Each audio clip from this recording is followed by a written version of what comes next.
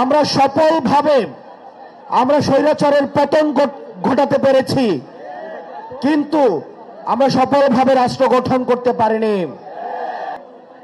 আমাদের অতীত প্রজন্ম আমাদের জন্য কিছু রেখে যায় নাই। আমরা বিশ্বাস করি এই তরুণ প্রজন্মকে অর্থ দিয়ে কেনা যায় না। রাজার ছেলে রাজা হবে, প্রজার ছেলে প্রজা হবে, এই নিয়ম বাংলাদেশে থাকবে না।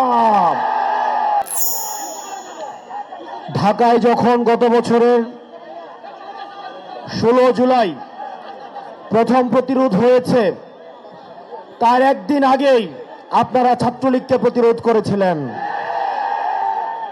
চট্টগ্রাম হচ্ছে প্রতিরোধের শহর, চট্টগ্রাম হচ্ছে লড়াইয়ের শহর, এবং আমাদের এই রাজনীতি আমরা সূচনা করেছিলাম এই চট্টগ্রাম থেকেই। জাতীয় নাগরিক পার্টির পথসভা শুরু হয়েছিল এই বীরচট্টলা থেকেই। প্রিয় সহযোদ্ধা, আমি আপনাদের দিকে তাকাচ্ছিলাম এবং একটা জিনিস দেখছিলাম, এখানে আপনারা বেশিরভাগ যারা আছেন সবাই আমাদের সমসাময়িক। আমরা সফলভাবে আমরা স্বৈরাচারের পতন ঘটাতে পেরেছি, কিন্তু আমরা সফলভাবে রাষ্ট্র গঠন করতে পারিনি।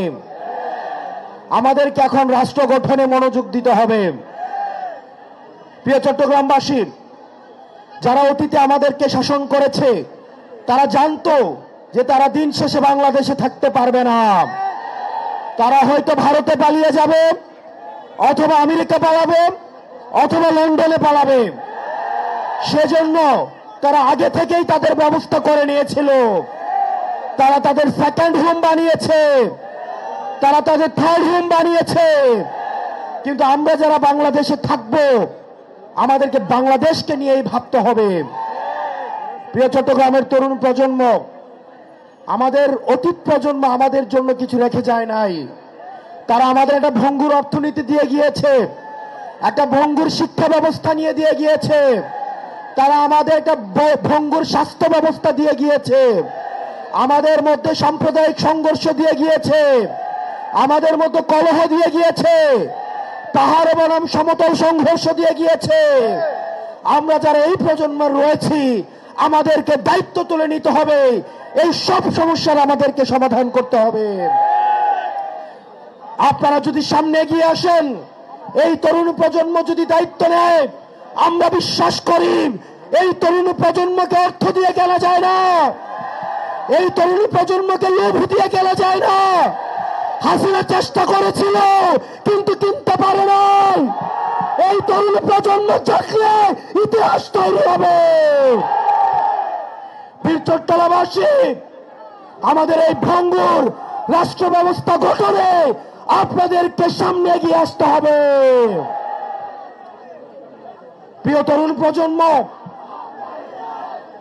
আপনাদেরকে মাথায় রাখতে হবে, আমরা এখন বর্তমানে যে কার্যক্রমগুলো করব সেগুলোর ফলাফল আমাদের ভবিষ্যতে আমাদের ভবিষ্যৎ প্রজন্ম পাবে।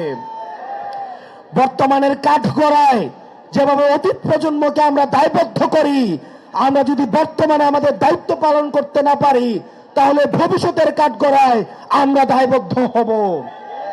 সেজন্য আমাদের একটা নীতি নির্ভর রাষ্ট্র লাগবে, একটা ইনসাফ ভিত্তিক রাষ্ট্র লাগবে, যেই রাষ্ট্র ব্যবস্থায় স্বাস্থ্য, শিক্ষা, অবকাঠামো, কর্মসংস্থান, সাম্প্রদায়িক সম্প্রীতির মধ্য দিয়ে একটা গ্রহণযোগ্য এবং বাসযোগ্য বাংলাদেশ গড়ে উঠবে।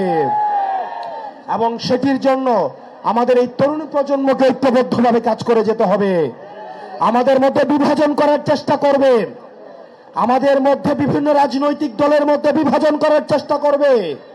বাংলাদেশের ফ্যাসিবাদ বিরোধী প্রত্যেকটি রাজনৈতিক দলকে বলবো, আজকে দেখলাম ফেনীতে একজন বলছেন, শ্রদ্ধা জানিয়ে বলছি, বাংলাদেশ কারো বাপের না। আমরা বাংলাদেশকে কাউকে ইজারা দেই নাই।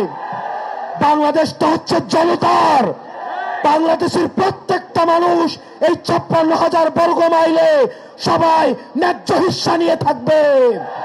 রাজার ছেলে রাজা হবে, প্রজার ছেলে প্রজা হবে, এই নিয়ম বাংলাদেশে থাকবে না। প্রিয় চট্টগ্রামবাসী, আমাদেরকে ঐক্যবদ্ধভাবে কাজ করতে হবে। চট্টগ্রামে আমরা বারবার আসব। আমরা বারবার ফিরে এসেছি। বাংলাদেশ যখন পথ হারায়, চট্টগ্রামবাসী তখন প্রতিরোধ করে। চট্টগ্রামবাসীর কাছে আমরা অবশ্যই আসব। আপনাদের সবার কাছে আমার আহ্বান থাকবে, সাংগঠনিক গাঁথুনি শক্ত করার জন্য আপনারা ওয়ার্ডে ওয়ার্ডে, আপনারা উপজেলায় উপজেলায় গ্রুপিং দলাদলি বাদ দিয়ে বাংলাদেশের স্বার্থে, এনসিপির স্বার্থে সবাই ঐক্যবদ্ধভাবে কাজ করুন। আমরা জানি যারা আপা বলেন যে পথটা লম্বা, অনেক চ্যালেঞ্জিং, কিন্তু আমরা যদি ঘুরে দাঁড়াই তাহলে ইতিহাস তৈরি হবে। ইনকিলাব ইনকিলাব ইনকিলাব ইনকিলাব। কোথায় কোথায় বাংলা ছাড়, ও বাংলা কি তোর বাপ দাদার? ইনকিলাব ইনকিলাব।